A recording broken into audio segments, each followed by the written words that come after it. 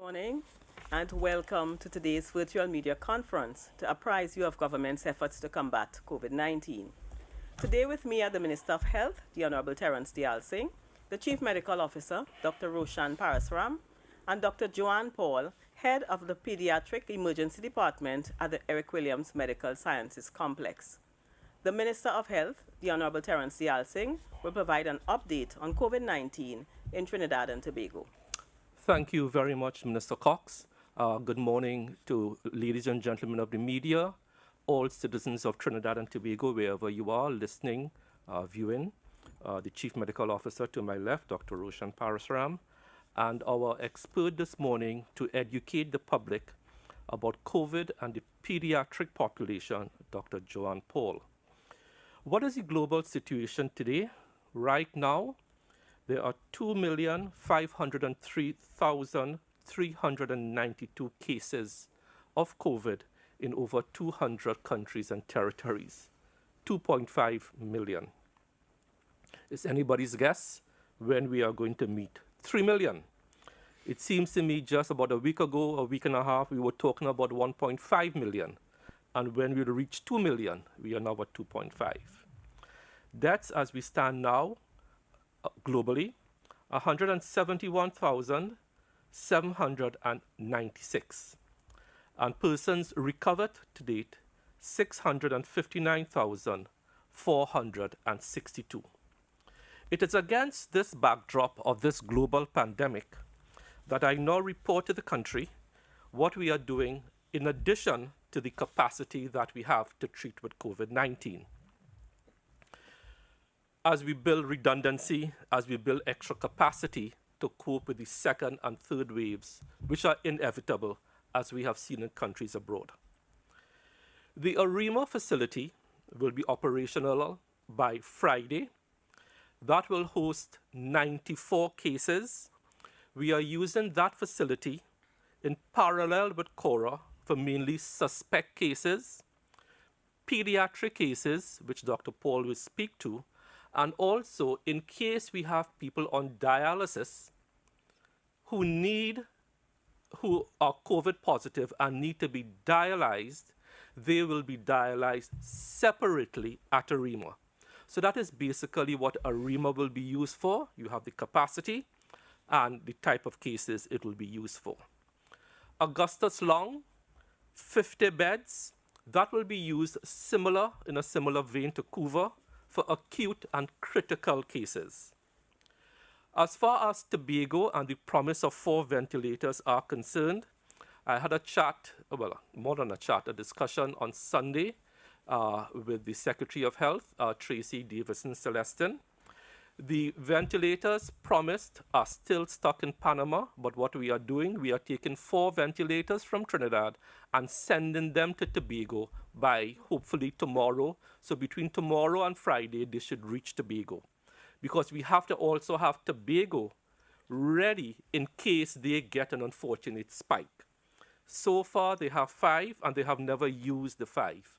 But we want to give TRHA extra capacity in the unlikely event that they do get a spike. So they will have 9 ventilators by the end of the week. So that is as far as building out extra capacity is concerned.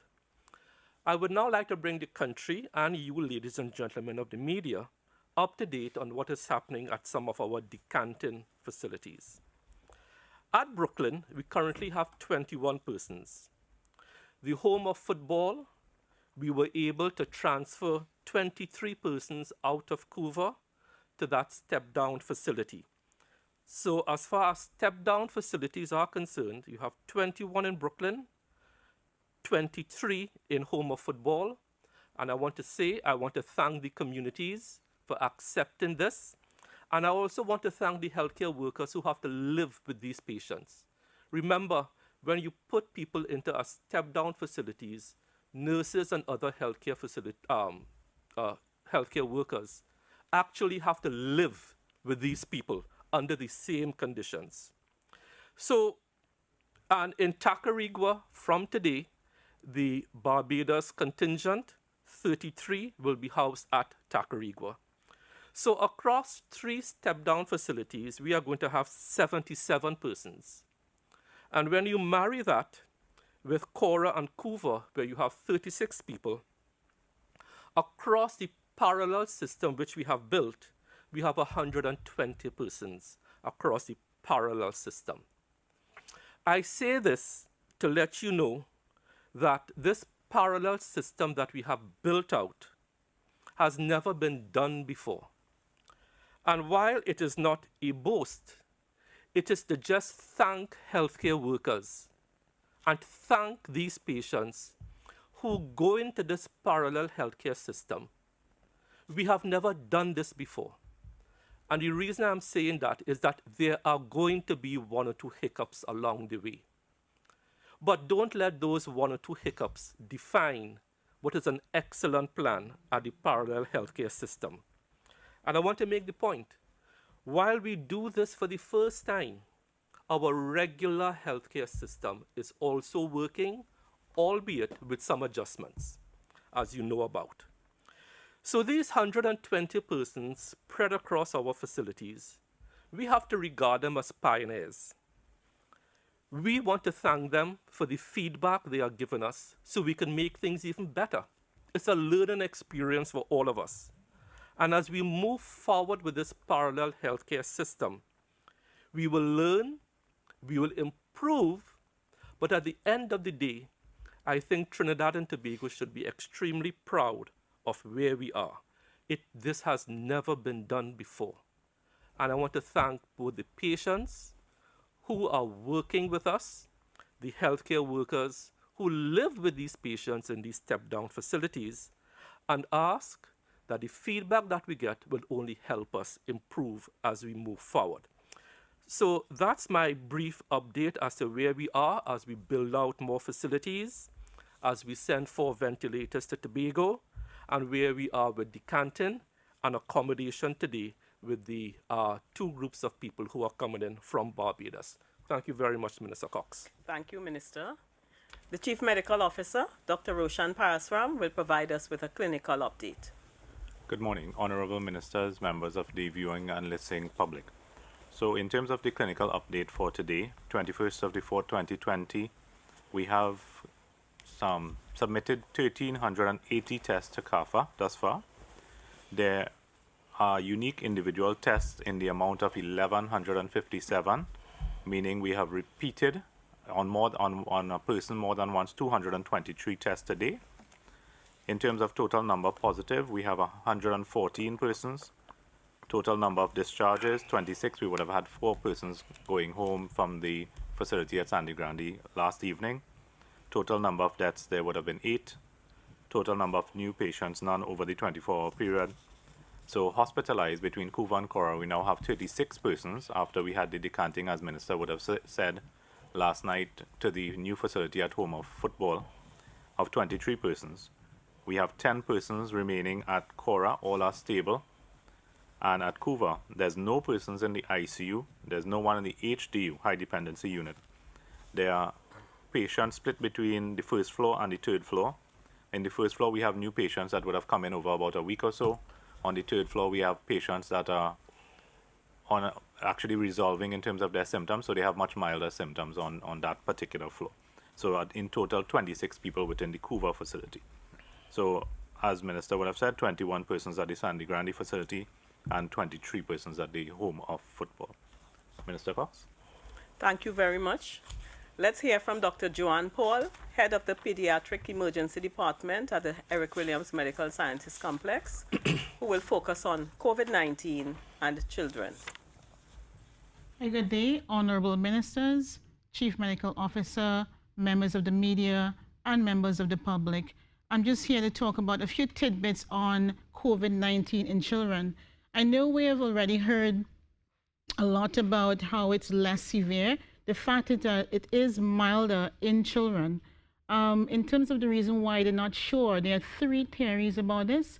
The first theory is that the receptors on the lungs in children, they have less of those receptors. So the virus has less receptors to attach to. So it's almost like children have an extra force field, and so they have less virus coming to their system.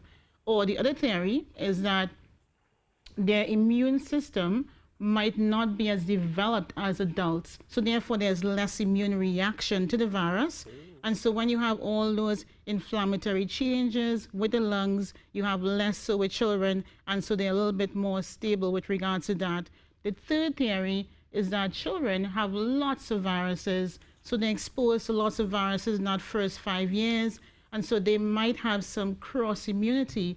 They're not sure which theory is most accurate, but we think is a theory with regards to the receptors. And so for the while, the end result is that children are much less severe than adults are. Now, although I'm saying that, we also have those vulnerable populations. We have the ones who are sickle cell disease, the ones who are less than 2 years old. We have also the cerebral palsy, the uncontrolled asthmatics, the ones who have heart conditions, the ones who have cancer. So let's just have a carte blanche approach and think that all kids are totally not vulnerable at all. We have those populations who are much more vulnerable, but generally, for some reason, they're not sure about, children still are much less severe than adults. How will children present? I'm often asked. They usually present with the same thing as adults do. We have cough, fever, sore throat. If they get worse, they'll have shortness of breath and go further to have chest symptoms. What do we do? So I'm just going to respond by having the common questions, and then I'll answer them for you. So parents often ask me, what do I do if my children have mild symptoms? So if we have the mild cough, the mild runny nose, what do you do at home? The thing is, you would never be sure. So if there has been no contact with a COVID positive patient, or a person who has had any recent travel and your child just has very mild symptoms, a mild cough, maybe a low-grade pyrexia or fever, and also some runny nose, you keep them at home, You make sure though, when they're coughing to their elbow, make sure they have hand hygiene, and make sure they're not exposed to an older person in the home, like someone who is over 65 years old, or someone who has lots of medical conditions. So if they're mild, have had no contact, you take care of them at home.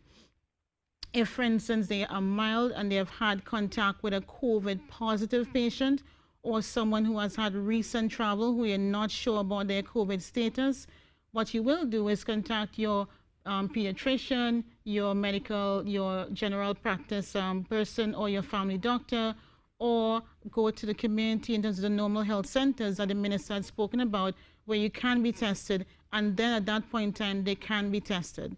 If, for instance, you're worried about them because they have more moderate symptoms, so moderate symptoms include we say respiratory distress. So we're looking at things like nasal flaring. So the nose starts to flare, they start to breathe faster, they have it where right here they're sinking in a little bit more, and they're breathing with all their chest muscles are breathing faster and harder.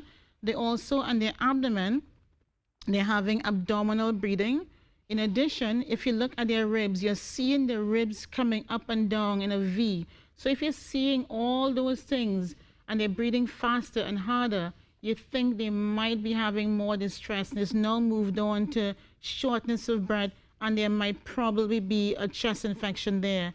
If that happens, so when we've moved on past mild to moderate, do not stay at home and think, if I go outside, I'll get COVID. If I go in the hospital, I'll get COVID. You must be aware this is your child, it's your responsibility to take care of them. So at that point in time, the same thing as before, your pediatrician, your family doctor, your local health center, your local peripheral emergency departments, and also just general hospital, come to us so we can take care of a child if the child is moderately ill. All right, do not stay at home. People also ask me, what do we do in terms of masks? When do I have my child wear a mask? If the child is less than 2 years old, no mask. If the child is more than 5 years old, definitely they should have a mask on. Between 2 years and 5 years old, they may, if they can tolerate a mask, that's fine. If they can't, if they're taking the mask and sucking it, chewing it up, running their nose all over it, it makes no sense. So try to focus on hand hygiene and all the other things we had spoken about before the mask. Do not think the mask is that extra force field that will prevent everything. If they can wear it, fine. If they can't, focus on the other aspects. So just going through again in terms of where we're going to. If they're mild and they have had no contact, they stay at home. If they're mild and they've had contact with COVID, you have to get them tested. If they're moderate, they're in hospital. If, for instance, your child is confirmed positive, when they go to the health facility, they will be there with you. It would not be about the child by themselves. It's always a family. They will be with their one parent or one guardian. Now, I know we've spoken about the physical aspects. I want to make sure we understand about the mental aspects, which is actually as important. Because we have your child and you at home continuously, kids are really scared about what's happening with COVID. We ourselves are stressed, and we forget how stressed they are.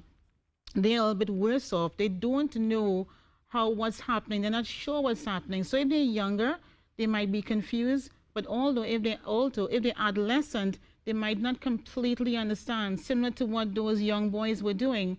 So what you want to really sit down and explain to them, think about their stress factor. So in a whole day, and when you think about having a routine, have some exercise, some play, less screen time. Don't just put the tablet in front of them for the entire day. Have some family time, academic time. At nighttime, you could read to them and read stories to them. For instance, there's this storybook called My Hero Is You. You can go online. It's published by WHO that tells you about COVID and how to handle it. So you can read that story to your child. The other thing is vaccinations. Please, please, please, if you do have to give your child, if they have to be immunized, do not stay at home and say, well, I can't go outside.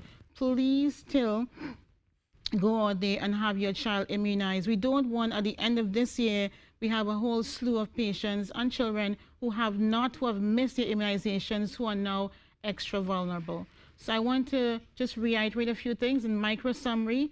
Most of the cases are mild. We have the vulnerable populations. I want us to also make sure, talk to our younger age group and our adolescents. They're on both extremes. They may not completely understand what's happening. You have to let them be there with you and understand this process. The other thing is, don't forget to immunize your child. Don't be afraid to do that. And the last thing is that think about the mental health aspect. That's equally as important. At nighttime, give your child some TLC, your stress, their stress. We have a long marathon session, a good few months, and we're all in this together. Thank you very much. Thank you very much, Dr. Paul. Members of the media, the floor is now open. Remember to identify yourself and the media house you represent before posing your question. And remember, we want to give as many of you an opportunity to pose questions to us. But that means in our limited time, we will have to give each media house a chance to get a maximum of 2 questions in. Once we have completed the pool and time allows, I will come back to you. So let us keep this in mind as we begin to take your questions. CNC3. Hi, good morning to the panel. Jesse Ramdev from CNC3 News here. Good morning, Jesse. Minister, pardon me if this was addressed previously. No problem. The holy month of Ramadan is nearly upon us. It's just a couple of days away, right? What's your message to the Muslim community in light of the fact that fasting is often broken at mosques? Are you concerned that some may disregard government's stay-at-home order and get called to practice social distancing? What's your message to the Muslim community? Sure, thank you. Before we had our first case of COVID, Senator Kazim Hussein put together a meeting with the entire Muslim community and myself at Charleville. At that meeting, every single leader of the Muslim community pledged their support.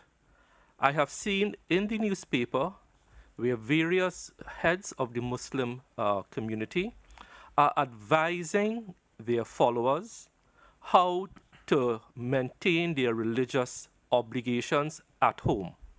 So I think I have no fear that the Muslim community, in combination with all other religious communities, the Catholics, the Anglicans, the Presbyterians, who have been very, very responsible, because we all understand that we need to have social distancing, and the only way we can save lives is to stay home. So I am confident that the meeting which I had with the Muslim community way before we had our first case will yield the appropriate result. Thank you. Thank you very much, Minister. We move to 98.1. Good morning, ministers, and good morning to the panel. Stephen Cummings here from 98.1 FM. Good morning. On the issue of bed per population ratio, Minister Dial Singh, you said that Trinidad and Tobago is estimated to have about 3.3 beds per thousand, which translates roughly to less than a third when compared to one international benchmark. Do you see the need for an increase in our bed capacity at this time in light of COVID-19 cases that still remain a threat to us? That's the first question. Secondly, I'm still pressing the question, Minister, I raised earlier on government's engagement of a team of foreign experts in helping us to understand this COVID-19 situation. Are those consultations still active, and have they been completed? And if so, what were some of the agreed to positions? Sure. So, prior to COVID or post-COVID, we activated 230 beds at Couva, extra capacity, 50 at Augustus Long. We activated an extra 75, I believe, at Couva. We have activated an extra 94 at Arima. We will be activating across the board, that is how much? A couple hundred, and we could add it up. So the answer is yes, we have activated an entire parallel healthcare system to deal with COVID. Oh, I have it here. The total number of available beds to deal with COVID across convalescents, primary, secondary, and tertiary is 924 beds. So that's a vast number that we have activated in the parallel healthcare system. So I hope you are comforted by that answer. The CMO will address the second part. Yeah, so if you could just repeat your second part quickly. You hearing him? Repeat the second question, He's please. talking, but you're not hearing. Question had to do with the engagement of a team of experts to help government better understand the COVID-19. Are those consultations still active? So in terms of a team of experts, we always have at our disposal international experts. We liaise through the Pan American Health Organization, who's the regional arm of WHO. The Caribbean Public Health Agency is a Caribbean-wide group of experts that actually consult with us as well. We would have had both clinical and other sessions with members from China, actually virtually, with the clinicians that were seeing cases on the ground, and that is ongoing continuously. I myself has had some interaction with persons from Louisiana and other parts of the U.S. in terms of the clinical response and even the epidemiological response to the so there's collaboration internationally, but our direct lines are through PAHO and CAFA as it relates to the international experts. Thank you, Doctor. ACP News. ACP News. Minister, the Trinidad nationals in Suriname say that they are to be tested, but the authorities there say they don't have any test kits, or rather they want us to send some test kits. I don't know if you could look into that for them. I will. Thank you very much, Prior. So the next question is, we have gone 7 days without a new case of COVID-19. Is this, you think, an indictment on the way that you're handling things so far in this crisis? And are we seeing the curve flatten? Have we flattened the curve at this point in time? In what context are you using the word indictment? No, how you think you have managed it? You know, is it because of the measures you have used? Do you think that has something to do with the way in which you have, in way in which that no new cases have cropped up so far in 7 days? I'll answer the policy part, and then the CMO will answer the clinical part. It must be remembered that Trinidad and Tobago took firm action from as early as January 30th. We were the first country in the Western Hemisphere to introduce the issue of a travel restriction for one country. Then we added 5 other countries to bring it up to 6, because we were tracing what was then an epidemic turning into a pandemic. So we were tracing the epidemic that started in China. We traced it going on to Asia, Hong Kong, Korea. Then we traced it going into Europe, and then we added more countries. And then finally, we took the firm decision to add, I think it was France and a couple other countries, and then 2 firm decisions. 1, to suspend the rest of the cruise ship season, and 2, to finally close our borders. It is a combination of taking those measures led by the Honorable Prime Minister and the Cabinet in conjunction with the public health officials, senior public officers, which I think may have led to us being prepared. We also took a decision in early January to build out the parallel healthcare system, because what we did not want was to have to treat COVID suspect or positive cases in a crowded hospital setting. That is a recipe for community spread.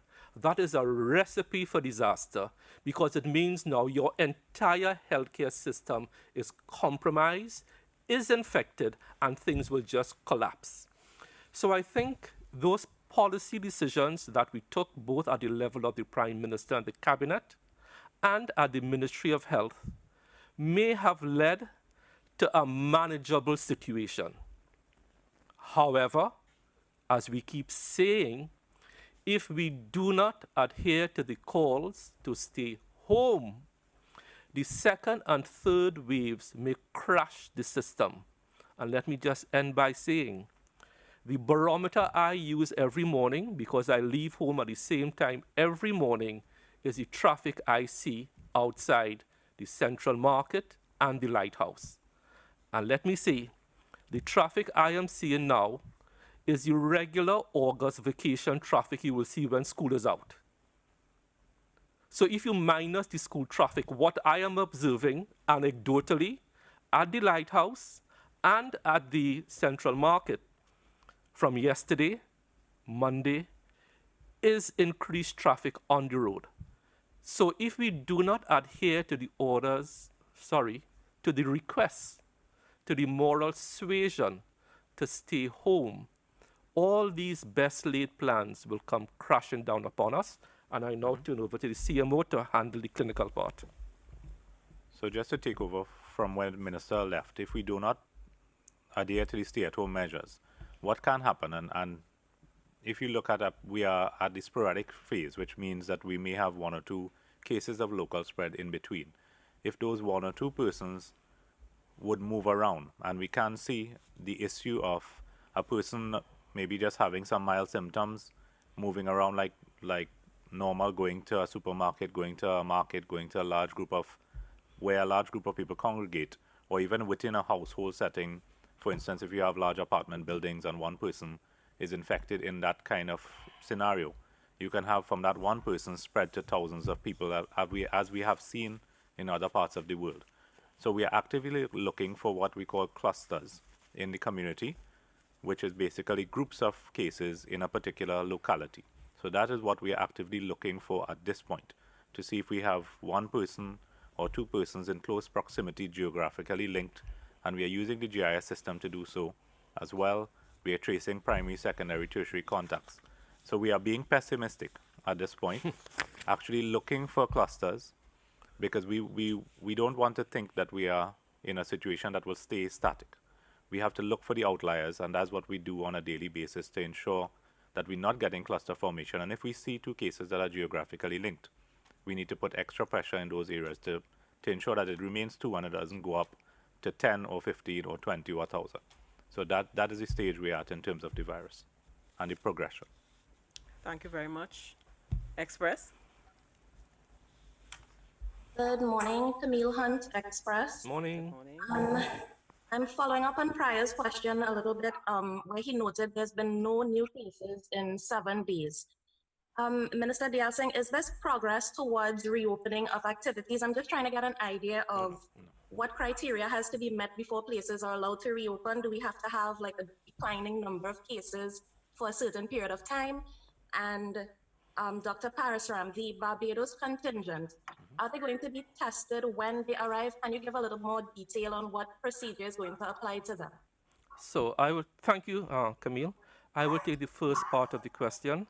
The Honorable Prime Minister at his press conference, at the post-cabinet press conference last week, Thursday, said to the nation very clearly, if I remember, he would start to look at where things are by the end of this week. He will consult with the public health officials led by the Chief Medical Officer and the Honorable Prime Minister based on the science, because he emphasized at his press conference the role of science in this. Based on science and data, the Honorable Prime Minister will start to indicate, will start to consider by the end of this week what the plans are. But it is too soon, and I don't want this question to be misinterpreted by the public. It is too soon to talk about reopening. It is this talk about reopening that will throw us back to the Stone Ages. Please do not give the population the impression that we are even thinking about reopening. We have to stay the course until April 30th. Loose talk about reopening will throw us right back, will throw us, slingshot us right back to the Stone Ages. We don't want that. Let us keep the course. Let us keep the pressure on. Let's keep the social distancing on. Let's stay home, and we will beat this together. Yeah. In terms of the Trinidad nationals who would be coming back to Trinidad, I have been in constant contact with the CMO in Barbados to determine what were their medical status as well as their public health status while they were in Barbados. So a report is pending from Dr. Best. Will come across to me shortly. He just indicated to me a very short while ago that he's attempting to test them before they come. We may get those results not before, but in a short while thereafter. So in terms of the testing, they will be tested as well. Our medical personnel, led by the County Medical Officer of Health, would actually do a full medical assessment of every person that comes to Trinidad. They would also do a public health assessment to determine their risk of contracting or spreading COVID. So that has to be done only when they get here and will be done by a team of experts in County St. George East and St. Andrew St. David. So once that is complete, we will have a better sense of, in terms of quarantine, where can they be quarantined, whether it is within a state facility or at their homes, but that decision can only come when we have all the information that we require to make that decision.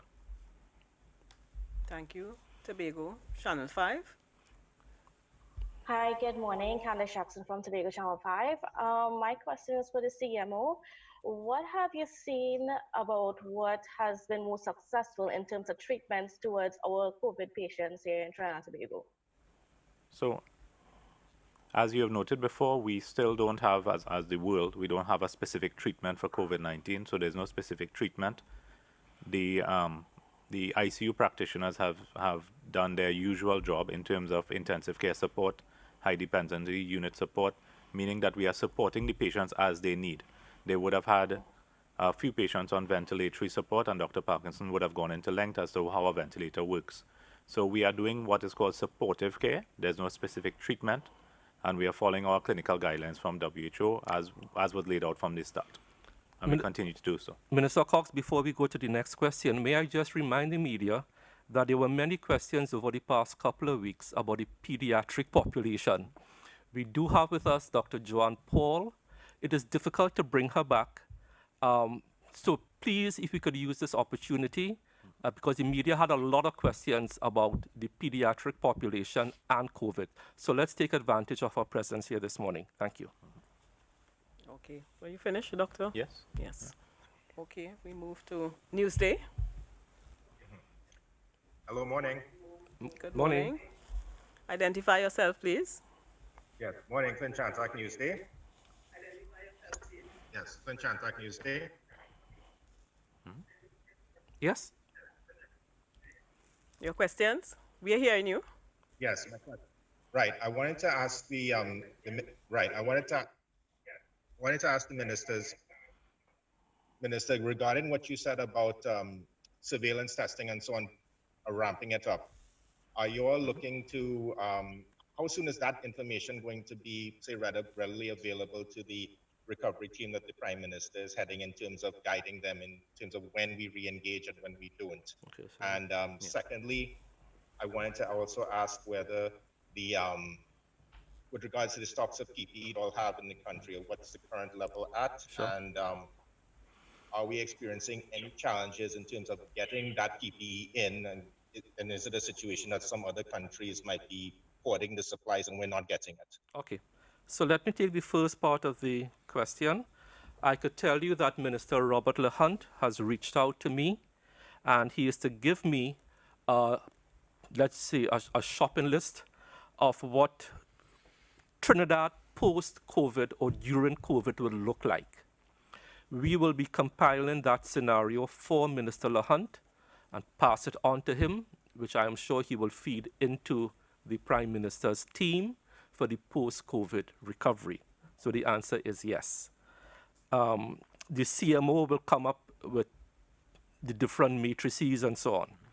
On the question of PPE, yes, as I have said time and time again, there are international challenges with PPE. However, we in Trinidad and Tobago currently, with our current caseload, are in no danger of running out of PPP. However, if persons do not heed the call to stay home and we get a second and third waves, which are bigger than the first wave, we will be in trouble like any other country. I shared with the media and the national community that we actually did a count. It takes us 1,187 pieces of PPE to treat one COVID positive patient. Think about that. And we keep showing the pyramid. I don't know if they could put it back up again. The pyramid of infection. You have one person at the top of that pyramid taking roughly 1,200 pieces of PPE. At the bottom of that pyramid, he infects 10 people.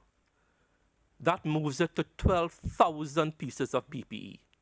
And then those 10 people infect 100 people. That's 120-something thousand pieces of PPE. And we will run out, like any other country in the world, and have to use garbage bags as gowns if the population does not heed the call to stay home. So far, so good. But don't test the system and throw us back to the Stone Ages. So that is where we are right now.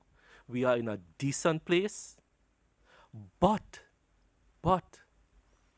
if we don't heed the call to stay home, we will be thrown back into the Stone Ages like many other countries in the world that are richer than us, have more bed-to-patient ratio. Please, stay home. Thank you. Before we move on, I have a question for the CMO. Will the Cuban doctors be tested for the COVID-19 virus before they are deployed into our system? Okay.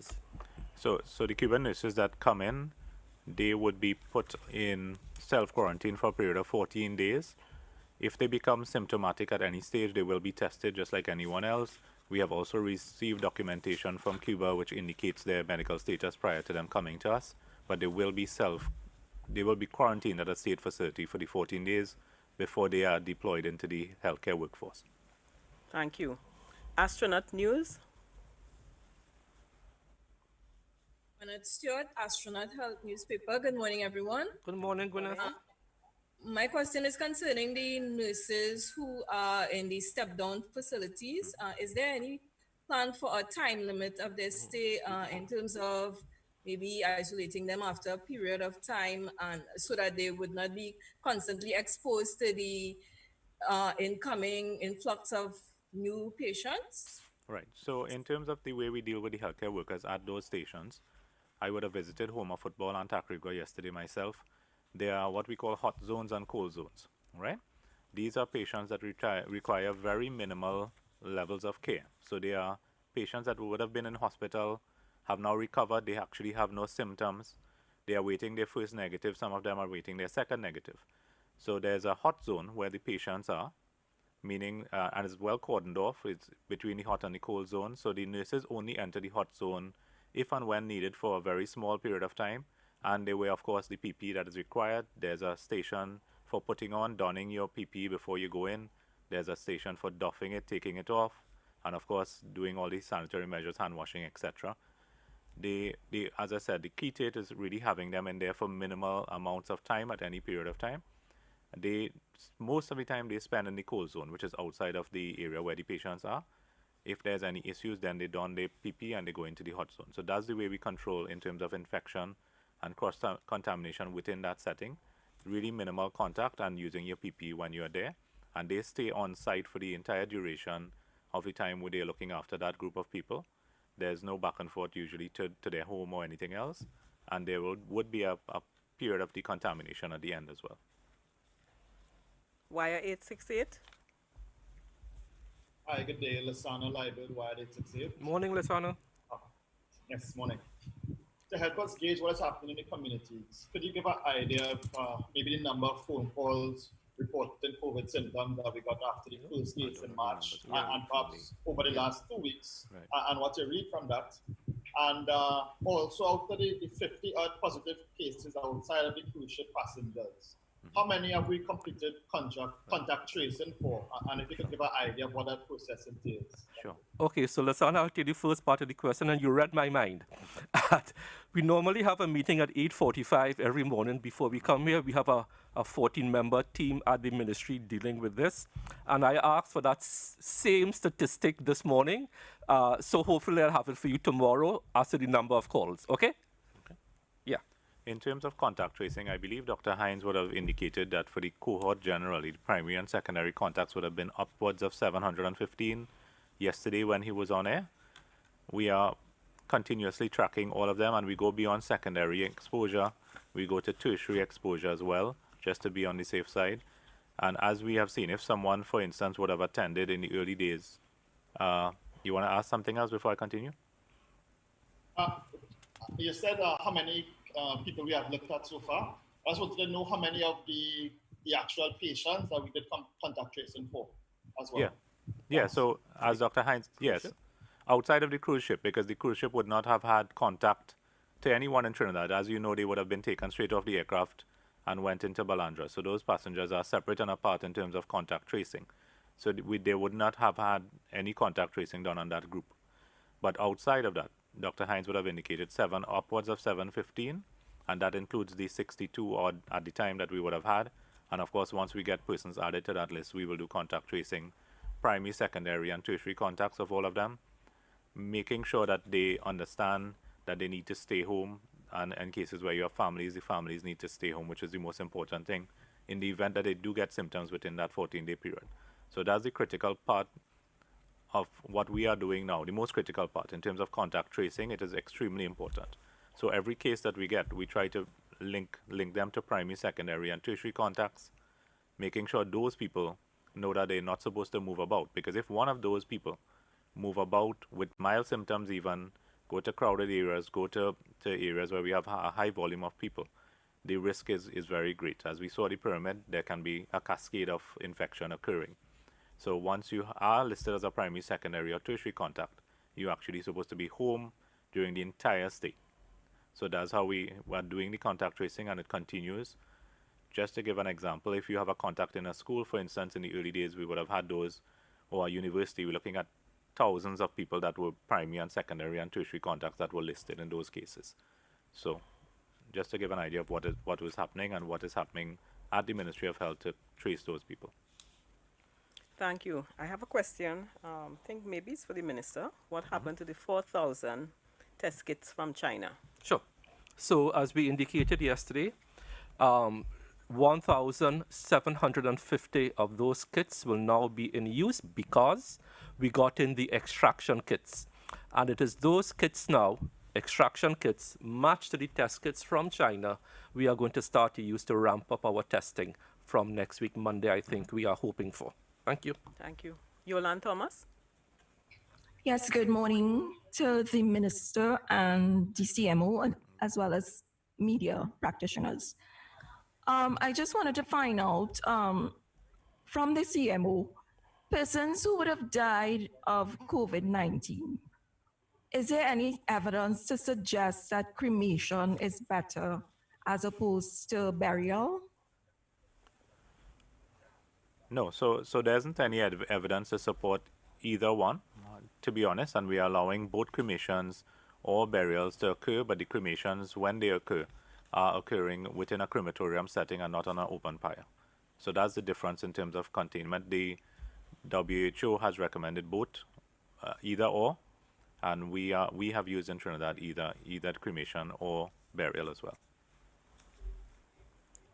91.9. Hi, good morning. We're next to Vore Street, 91.9 FM. Morning, Dr. Paul. Good morning.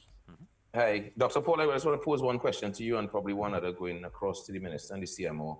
Dr. Paul, are we saying that then children are essentially going to just be carriers of the virus, and if they get infected, they would simply just be able to pass it on to a granny, a mommy, and they are essentially carriers? Would that be accurate to say? And I also wanted to just also ask, one second. Lost my position in my text here. Right. Are we exploring other tests aside from the current long swab test that we are using right now? Just this morning, Sandra Gupta on CNN said that they had gotten approval for another test in the US. Are we looking at other testing options as well? Those are my two. Thank you. Good morning. Hi, thanks for that question. I would not say that they are carriers. I would say that most of them are milder. So the thing is that if you have 10 children and 10 adults, the 10 children will have mild symptoms. Of the 10 adults, they'll have maybe 5 will be mild, and maybe a few more might be a bit more symptomatic. So therefore, in terms of numbers comparison, it may seem that they're all carriers, but it means that we have to watch them. They generally will be milder, but they can, the same way as adults who are in PriceMart or wherever, the same way anybody who's mild can have that virus transmitted as a carrier. So with the kids though, the same way as you, the adult or the adolescent or the person who is less than 65, you are still posing a risk to your older personnel. So we all have to make sure we maintain with regards to hand hygiene and also some sort of isolation. All I'm saying is that once they have mild symptoms, be extra careful and protect your older patient, the older relative, from yourself or your child. Thank you. Okay, so, and just to add to Dr. Paul, what she has said, children, generally speaking, as I said before, cannot social distance the way an adult will. So there may be an inherent greater risk with a child. So they may not be able to do the hand hygiene and everything else like an adult social distancing. So there may be a greater risk for an asymptomatic or mildly symptomatic child spreading it to other members of the family, as opposed to a mildly symptomatic adult. In terms of your testing question, I don't know if you're speaking of antibody versus antigen testing, just to clear it up. No, the testing that Dr. Gupta was talking about this morning was the actual swab. Okay. They are shorter swabs that are a little less intrusive, that don't go as far into the membrane as others. Okay, so yeah, so there are various types of swabs that we use in Trinidad from time to time and Tobago. So there may be different lengths, but in terms of the technique is the most important part, and the way we train the physicians as to how to actually do the nasopharyngeal swab and be as least invasive as possible. So I think it's more the technique than the actual length of the swab, because you can use, you don't have to use the entire length of a swab when you're doing a nasopharyngeal swab. So the training of the physicians or the healthcare practitioner is extremely important, and that we have done time and time again to ensure that the process and the procedure is done accurately without any injury or any as minimally invasive as possible to the population. Loop Titi. Hi, good morning, everyone. Morning. Good morning to Paul. This is Nika Pasama from Titi. Dr. Paul, you had mentioned that children generally have a greater risk, a greater chance, sorry, of survival. But what about those with pre-existing conditions like asthma, or maybe something else respiratory related? Is there any way parents can differentiate symptoms that they may be used to seeing versus COVID-related symptoms? Is there any advice you can offer them? And for the CMO, is there any specific updates you can give us on the last three in Balandra who had those last minute positives? Have we been paying any specific attention to them?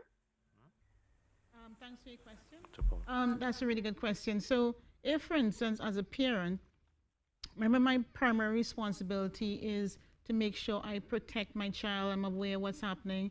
If my child has, as we mentioned, cerebral palsy, uncontrolled or severe asthmatic, diabetes, cancer, heart conditions, sickle cell disease, I know my child is at greater risk. So first of all, I will make sure and isolate a bit more. I wouldn't be going on play dates. I would not be going with my child to the pharmacy, etc. I'll be making sure I stay at home as much as possible.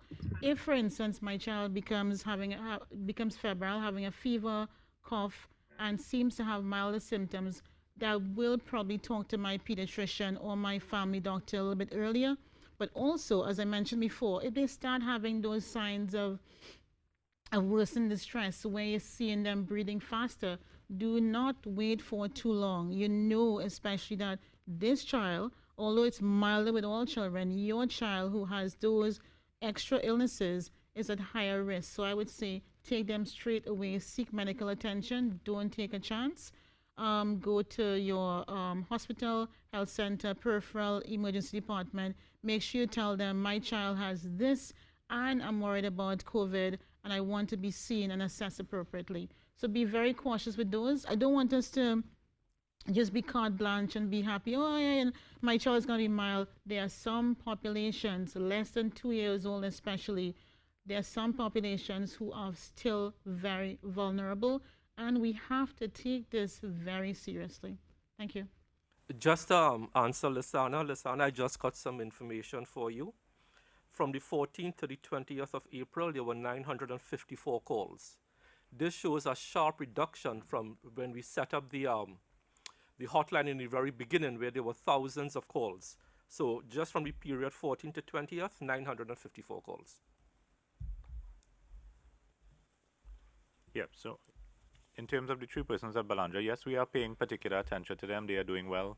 There's no major concern in terms of the clinical status. We have also sent a report to the Pan American Health Organization's country office, which they subsequently sent to the Washington, D.C. office to have a look at it. Their conclusions are more or less in alignment with what we are saying initially, where there would have been closer contact with a particular positive group of person or individuals in that group. But we are paying particular attention to it because it seems like an outlier because of their mild symptoms or asymptomatic presentation and having a positive result. So in terms of looking at them for not research, but having a very close look at them to see how the presentations are, because it is a novel virus. So we are looking at them closely. Okay, I go back to 98.1. One question, please. Thank you so much again for allowing me. Dr. Paul, how robust is the pediatric system in the country at this time? That's the first question. And the other one, protocols when schools do open. Do you have any advice for teachers, etc.? Thanks for that first question. I'll leave the other part for the minister or the CMO. With regards to the how robust the pediatric system, the pediatricians themselves have a really strong setup right now, and we're communicating very aggressively with each other to know what's happening. So we have our private pediatricians who are still open. We have the community doctors who are engaged, the peripheral emergency medicine systems, and all the pediatricians in hospital and ourselves. So any protocols we actually make, we disseminate. So we have meetings once a week. We disseminate via WhatsApp, and we discuss what's happening. So they know exactly what patients are where, what's happening. We are all updating ourselves in the newest protocol to make sure we know what's to do best for all our pediatric population. We have had a few patients come through. As you know, we have had only one confirmed case so far, which the minister had mentioned and the CM had mentioned before, who is at Cora. Aside from that, we have had a few who have been tested and they have been negative. And all the ones who we were querying, we discussed with the team, with Dr. Trotman, with the ID team, with the medical chiefs of staff, assess the patient, discuss with all the pediatricians, and see what's happening. Because we're very focused on making sure we take care of any child who has symptoms, especially moderate to severe symptoms. We're very focused on making sure that nothing happens to that child as much as we can. Okay, Thank so you. I'll take the other part of the question because the protocols for school opening, that's a policy decision. As we said, the Honorable Prime Minister, by the end of this week, as he indicated in his press conference last week, will liaise with the public health officials led by the Chief Medical Officer to get their opinion as to the status of the country to help him make the correct decisions on opening any part of the system, whether it's business, whether it's schools. However, I want to reiterate, any talk at this time about opening anything is premature and will feed into a narrative in the public domain that is contrary to what we are trying to do. That is to keep people at home. The message coming out today should be one of caution, should be one of prevention of community spread, and the only way we can do that is to stay home. Hope that answers your question. Thank you very much. Thank you, Minister. I go back to Newsday. Right. Hello? Yes. Hello? Yes, Clint. Yes, we're hearing you. Hello, you hear me? Hello? Yes, we are hearing you. Hello? Yes, Clint, we are hearing you. Hello? Okay, let's go to somebody else until that is cleared up, the audio. I move to Wire 868, and then we'll go back to Newsday. Yes, thanks for the information, Minister. Is there an average on how many from every 10 or 50 calls or whatever would require testing? Okay. So listen, I wouldn't have that detail on me, but if you request it, we will try and get it for you. No problem. And also, how long would it usually take for the persons who call in with symptoms to be tested once they call in? Okay, maybe the CMO can answer. I wouldn't have that detail. Yeah, so once somebody calls in and is flagged as a person that might be suspect, that goes straight away to the principal medical officer of epidemiology in real time, and he would make contact with the county medical officers of health. They normally liaise directly with the person. So within a few hours to a day, they would be contacted, and arrangements be made if they have to be swabbed for that to be done. Okay, could we see if we can get back now to Newsday? I think there was an audio problem. Yes. Hello? Are you hearing us? Yes, I'm hearing you. Okay, good.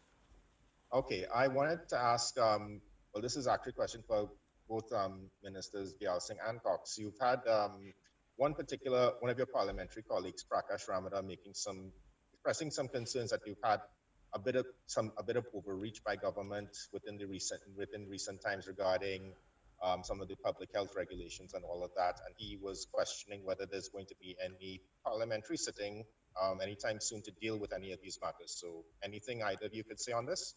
Okay, so I can confirm that and it's public knowledge, if you go onto the Parliament website, there is a sitting of the Parliament, I believe, for Yes, there's a sitting scheduled for Monday, and actually the order papers went out yesterday. So there is a sitting of Parliament scheduled for Monday. CNC3. Hey, Minister. Morning.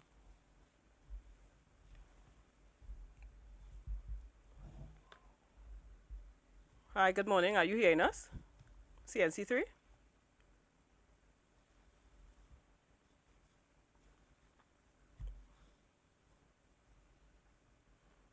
Okay, I think it's frozen. This may be the time for us to end because we are out of time. We've come to the end of today's virtual media conference. Do remember that the Ministry of Health and the Ministry of Communications are your only credible sources of government information on COVID-19. We know you might feel bored and all these restrictions might feel uncomfortable, but leaving your home is not the answer. Staying home saves lives. Breaking isolation increases your chances of contracting COVID-19. So we are appealing to you once again to follow the public health guidelines. Please remember that staying home will save life, your life, and those of others. I am Donna Cox, Minister of Communications. Thank you for joining us today as the government continues its efforts to flatten the curve and beat COVID-19.